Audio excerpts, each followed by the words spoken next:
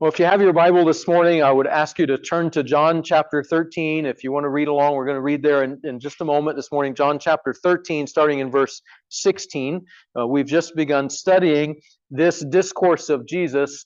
The longest conversation or the longest speech that we have of Jesus recorded in the scriptures comes at the end of John, and it was a very personal conversation. It was Jesus speaking with his disciples just hours before he would be arrested and then held and interrogated overnight and crucified the next day. Jesus gathered with his disciples in what we call an upper room. That is, that they had found a place in the city of Jerusalem, probably the whole floor above a home where he had enough room for he and his disciples to come together and observe the feast of the Passover. This was a traditional feast for their people that they kept every year. These men had been keeping this feast all their lives. This was a special time to do it together with their teacher or rabbi leading it for them, but it was a very personal affair. We read last week as we began that Jesus did something that was really shocking. Now, I don't say that Jesus is a radical lightly. I don't know that he would fit as what we would call a radical person our day. But this was certainly a radical act that Jesus, even though he was the teacher, even though he was the host of this Passover meal, he took off his outer cloak and put a towel around his waist, and he washed the feet of each of his 12 disciples who were there. And he did this as a symbolic act to show that he was serving them, and he told them, as I have served you, so you should serve one another. He was giving them, and he was setting them an example. And I want you to notice, and we talked about this last week, there is some debate over whether Judas, the disciple who betrayed Jesus, took communion or took what was the institution of the Lord's Supper. It looks to me like he did not, although I cannot biblically demand that of you. But you should read. I'll give you homework. Go look and see what you think in the gospel accounts. However, we are absolutely sure that Judas has his feet washed by Jesus. And as we read this morning, you're going to see that Jesus knew exactly what was going to happen, and yet he still, with love in his heart, loving them to the end, John says, he washed Judas's feet as well. And Jesus was able to keep this Passover meal with all 12 of disciples, but he did mention, as soon as he had washed their feet, he said to Peter, now Peter, you're clean. If I've washed your feet, you are all clean, but not all of you are clean. And Jesus begins to then describe that even starting just hours from that moment, he was going to be betrayed.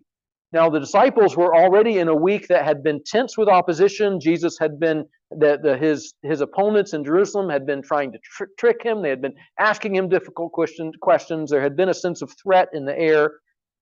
But now Jesus himself introduces this idea that one of them is going to betray him.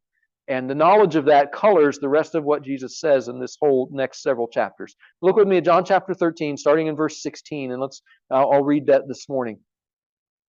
Jesus said, truly, truly, I say to you, a servant is not greater than his master, nor is a messenger greater than the one who sent him. If you know these things, blessed are you if you do them. I am not speaking of all of you. I know whom I have chosen, but the scripture will be fulfilled. He who ate my bread has lifted his heel against me. I am telling you this now before it takes place, that when it does take place, you may believe that I am he. Truly, truly, I say to you, whoever receives the one I send receives me, and whoever receives me receives the one who sent me. After saying these things, Jesus was troubled in his spirit and testified, truly, truly, I say to you, one of you will betray me. The disciples looked at one another, uncertain of whom he spoke. One of his disciples, whom Jesus loved, was reclining at table at Jesus' side. So Simon Peter motioned to him to ask Jesus of whom he was speaking. So that disciple, leaning back against Jesus, said to him, Lord, who is it? Jesus answered, it is he to whom I will give this morsel of bread when I have dipped it. So when he had dipped the morsel, he gave it to Judas, the son of Simon Iscariot. Then after he had taken the morsel, Satan entered into him. Jesus said to him, what you are going to do, do quickly. Now no one at the table knew why he said this to him. Some thought that because Judas had the money bag, Jesus was telling him, buy what we need for the feast, or that he should give something to the poor. So after receiving the morsel of bread, he immediately went out. and it was night. Now, this whole discourse, Jesus talking, and even continuing from here on out, is a very intimate conversation. Jesus is an open book to his disciples. He is very open to them, and they could tell Jesus does not hide from them that he is troubled. So Jesus, it says here, is troubled in his spirit. And we've talked about this before. There's always something interesting with the word spirit, both Old Testament and New Testament. It is also the word in those languages for breath. And while we never think about this today, the disciples could tell that Jesus was troubled. I don't know how you know if someone's troubled. You definitely knew it for your parents, right? Every kid knows by the time they're a few months old even. They can look in the face of their caregiver and tell. And what I do, is it good? Is it bad? I don't know what Jesus' face was like. Was it his brows that knit? What was it? Was it even his troubled breathing? Something different about the way he breathed? Was that part of the troubling in his spirit? But John could tell by looking at Jesus that there was something that was bothering him, not just on the outside, not uncomfortable like I need to stretch my legs, but something that was bothering him in his spirit. It was hurting him. And Jesus decided then, it says that he testified to them, that he said something, truly, truly, I say to you, one of you is going to betray me. Jesus said this is going to happen. Whenever Jesus uses that kind of terminology, what he's saying is this is surely going to happen. It is a set thing. Imagine just for a moment, I won't spend a lot of time on this, but think about the disciples. These are the men who early in their interaction with Jesus were in a boat on the Sea of Galilee that was being washed over with waves, and the wind was roaring in their ears, and Jesus stood up and said, "Peace, be still," and nature itself obeyed him. At that moment, they saw Jesus as God. These were the men that saw Jesus take 5 little loaves of bread and 2 fish and divide them to feed 5,000 people. At that moment, they said, this guy can do anything. Imagine if you saw that person and suddenly they seemed worried. Now, do you see why the disciples would immediately be struck and say, well, what is going to happen?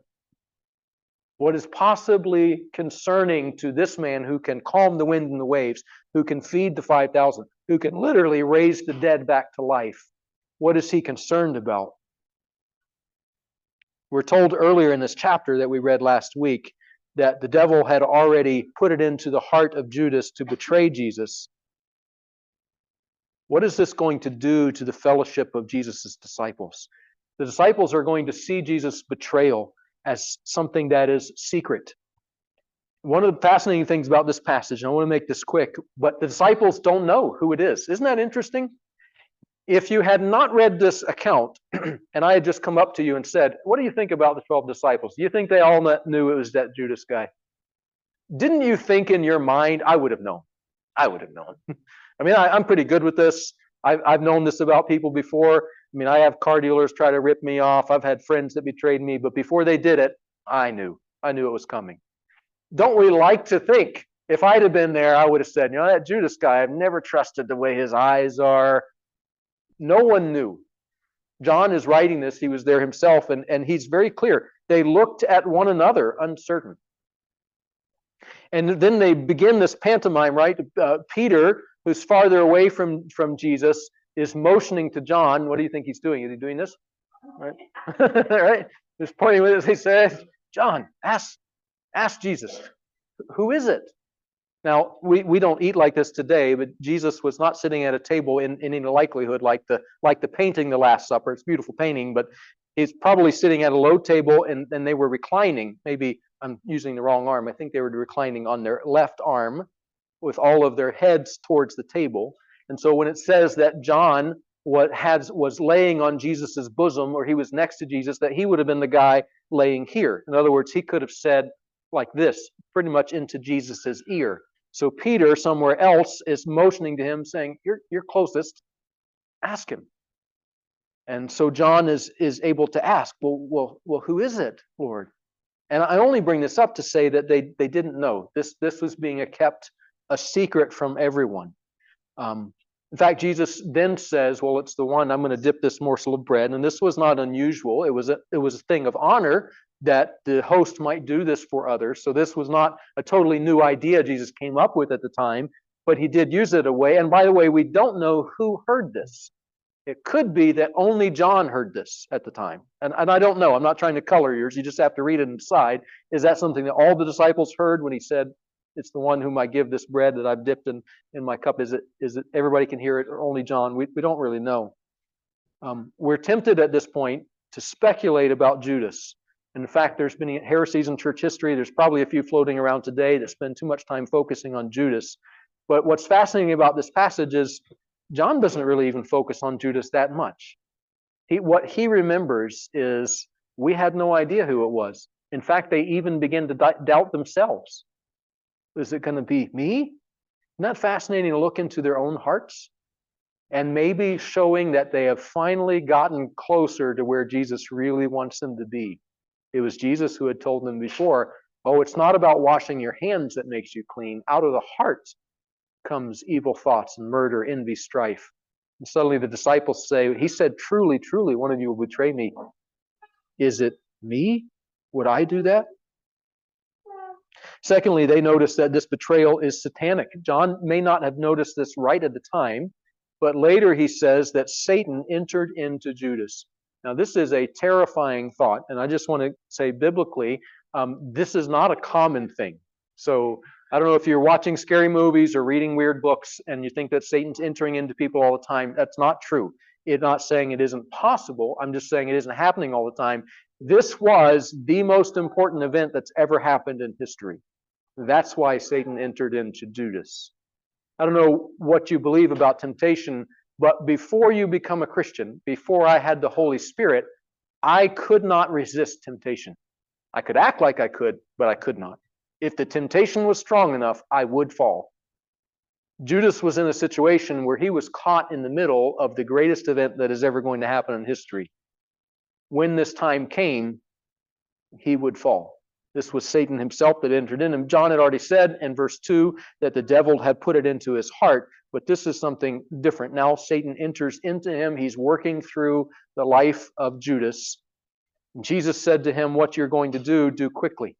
My children know that that's my biblical command I give them all the time, right? What you're going to do quickly, right? That was actually my dad's favorite Bible verse, I think. What you're about to do it quickly.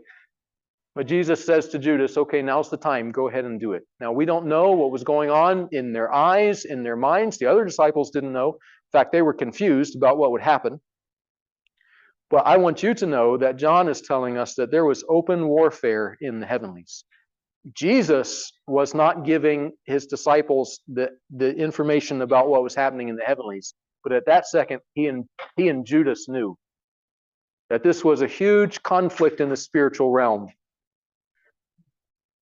You know, sometimes it's kind of a blessing that we don't know everything that's happening in the spiritual realm. You know, before the great battle of D-Day, I had never considered this till just a few years ago, but the great generals planning that, like Eisenhower and the Prime Minister of Britain, Churchill, there were a few people that knew exactly what was going to happen, but they couldn't tell anyone. They couldn't even tell their own soldiers who were at risk. They had to keep that information among the top brass only to protect what was going to happen. Now, I'm not saying that Jesus is like an earthly general, but there is a sense of Jesus withholding some information because no one would be able to understand. There's some times in our lives when we feel a little bit confused about what's going on spiritually, and we say things like David said there, in Psalm 42 we read this morning, why are all my enemies against me? Why does it seem like they're winning? Why is my soul cast down? Those are fine questions to ask of the Lord. Don't be afraid to ask him. But understand, he may be letting you be unaware of some things that it would be better off you didn't know. Lastly, this betrayal was something that was going to be scary. What did the disciples think Judas was doing? They had no idea. They had no idea what Jesus meant to him when he got up and left. Was it that he was to go out and provide something for the poor like others did during the Passover? Was he supposed to get more stuff for the feast? But John says something interesting. When they had gone into the feast, it was twilight. When Judas left, it was night. And there's a sense in John saying that this was a frightening thing. I want you to think about that. Jesus didn't prevent things from being frightening. but he did stay with his disciples. I want to take that out for you just for a minute and let you know that there are times where Jesus is not going to prevent life from being frightening around you, but he does not leave you. You understand what's happening? The disciples were scared, but Jesus stayed with them. Now, I want to bring this to a close here in a few minutes, but I want to show you what I think as we're looking, we're tempted to think about Judas, we're tempted to think about this betrayal, but I want you to notice that Jesus very clearly says, there's one reason why I'm even telling you this. You thought about that for a minute? Jesus told them about the betrayal, but he didn't have to. He could have left that out entirely. In fact, he could have just gone to Judas and said, hey, I know what you're thinking. Go ahead and do it if that's what you're going to do. Get started. Go do it quickly. That could have been private between him and Judas. Jesus brought it up and said, one of you is going to betray me. Why would he do that? Wouldn't that just be hurtful to the disciples? They were confused. Did he do it just to confuse them? Well, of course not. But he says why. Jesus says clearly that he wanted his followers to know that he was being delivered to his executioners. Jesus was able to say, I want you to be able to know when this is over exactly what happened. Now, I'm going to do this quickly, but I think this is sometimes something that you understand when you're reading the different Gospels together. These sorts of things become clear. There is one word that is always used for how Jesus ended up at the cross, and that is that he was delivered. He was given. That's the word that all of the gospel writers use to say Jesus was delivered. He was given over to be executed. And that may not seem that important to you, but I think if you notice, for instance, in Matthew, Jesus told his disciples 3 times before he was executed, he predicted 3 times exactly what was going to happen to him. And every time he said, the Son of Man is about to be delivered into the hands of men. The Son of Man will be delivered over to the chief priests. You know that after 2 days the Passover is coming, the Son of Man will be delivered up to be crucified. He used this same word every time. In Luke, it's the same thing. Jesus said, the Son of Man is about to be delivered into the hands of men. He'll be delivered over to the Gentiles and mocked and shamefully treated and spit upon. Now, John writes a little differently, but John uses this word too. In verse 21, the word that our Bible translates betrayed is the same word. He says, one of you will deliver me, will give me over, will set me apart and give me over. I'll be delivered. Now, that's important to know because Jesus wasn't suicidal. He didn't give himself over in that sense. Judas had to do it. But also, Jesus didn't resist it, right? He was very clear when he talked to Pilate. I could call my angels right now and we could end this, okay? I'm here of my own will. If I wanted to be out of this, I could be out of this. And in fact, that's why this matters. I want to show you a couple things. We'll do this quickly. Why does it matter that John uses the word betrayed and it's actually the same word that Matthew and Luke use? It's important because look what Paul says in Romans. It says Jesus was delivered up for our trespasses and raised for our justification. I'm not trying to teach a grammar lesson. I'm not even that great at grammar, but I'm telling you that that word matters. This is what happened to my sin. Jesus willingly took my sin. He was delivered up like a sacrifice to pay for my sin. I say that because when we read the word betray in English, we begin to point our fingers at Judas. And certainly Judas was guilty of a grave sin. I'm not saying that he escaped punishment for that sin. But Jesus says, no, I was delivered. When that betrayal of Judas was part of Jesus willingly going to the cross. In fact, we are later told in the New Testament, not only was he delivered himself. Galatians 2:20, I've been crucified with Christ. It's no longer I who live, but Christ who lives in me. The life I now live in the flesh, I live by faith in the Son of God, who loved me and gave himself for me. Guess what? Same word again. Jesus was able to take the betrayal of Judas and turn it into his willing sacrifice. Paul says in Ephesians, walk in love as Christ loved us and gave himself up for us, a fragrant offering and sacrifice to God. Judas may have been the one that held the halter on the sheep going to the altar. But Jesus was not like any other sacrifice. He gave himself. He offered himself for us. Jesus' main point that he wanted his disciples to know in this discourse, the reason he told them that he was going to be betrayed, he said, I'm telling you this now before it takes place, that when it does take place, you may believe that I am he. I did this for you. And I want you to be reassured. There are times when you need to remember, and Jesus says to you, look, I'm doing this willingly for you. I've paid for your sin. You know, one of the greatest attacks you'll find when you want to come to Christ and be saved is that at the last minute, you will begin to hear the whispers in your own mind that say, if he knew who you were, he would not do this for you. It's not for you. This forgiveness thing is for other people, but we know that you're too bad. Jesus would have never done it for you. If he'd have known the kind of things that have gone through your heart and mind, he wouldn't do it for you. In fact, the enemy says to you, you're like Judas. You'll turn your back on him later. You wait and see. You're going to have this momentary experience today, and later you'll betray him. But Jesus says, no, I've taken the ability of you away. I've taken the ability of man to hurt me by betrayal away. I've turned what they meant for betrayal into me delivering myself. I've given myself up for people just like you.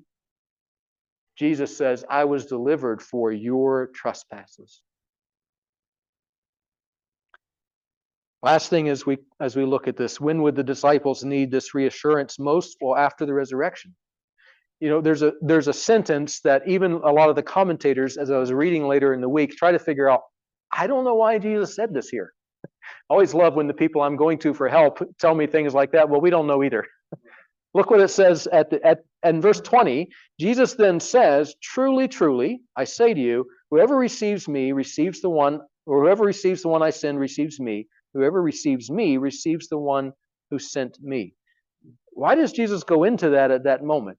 In fact, the other gospel writers have a similar statement at another time, and Jesus did say a similar idea at different times. So what is it? Why does Jesus say that? He says, I'm only telling you this now so that afterward you'll know that I've told you, that you'll have reassurance. And then he says, and I want you to know, you can be guaranteed that whoever receives the one I sent receives me, and whoever receives me receives the one who sent me.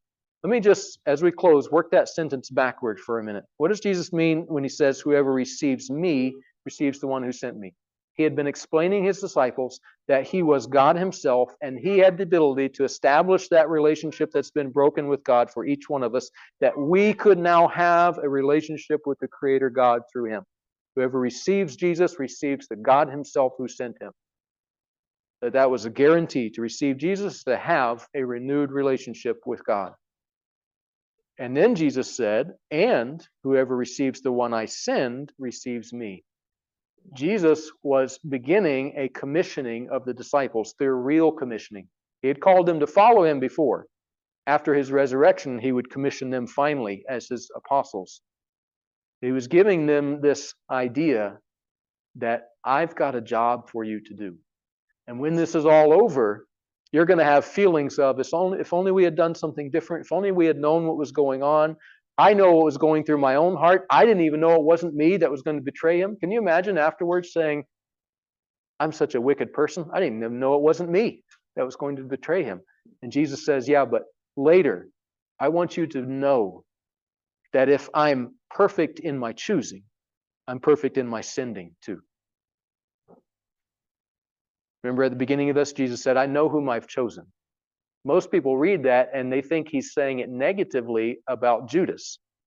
I know whom I've chosen and one of you will betray me. But isn't it also true that he's saying, I know whom I've chosen and you are the guys I wanted. You are the 11 who I wanted. And when this is all over, the one who receives me receives God, and the one who receives the one I send receives me. I'm commissioning you to go and do that for me. There may be somebody here this morning who's been a believer, and you have allowed yourself to be falsely disqualified. You say to yourself, I'm such a wicked person, I just barely made it into the kingdom. Jesus just barely let me in. By the way, that's true of every one of us. But you think about yourself, Jesus just barely let me in, but he doesn't let me serve. I mean, I'm just happy to be here. That's for other people to do. I mean, I'm really kind of an exception anyway because of how bad I was. The disciples were going to be tempted to do that. But Jesus, even before he was crucified, said, I'm telling you this now so that later you'll know that whoever receives the one I send receives me. You're going to have an important task to do. If you're a believer this morning, you may not be called to go to Asia, to the most remote parts of the world and share the gospel with somebody who's never heard it before, but you are absolutely commissioned to be the one whom Jesus sends.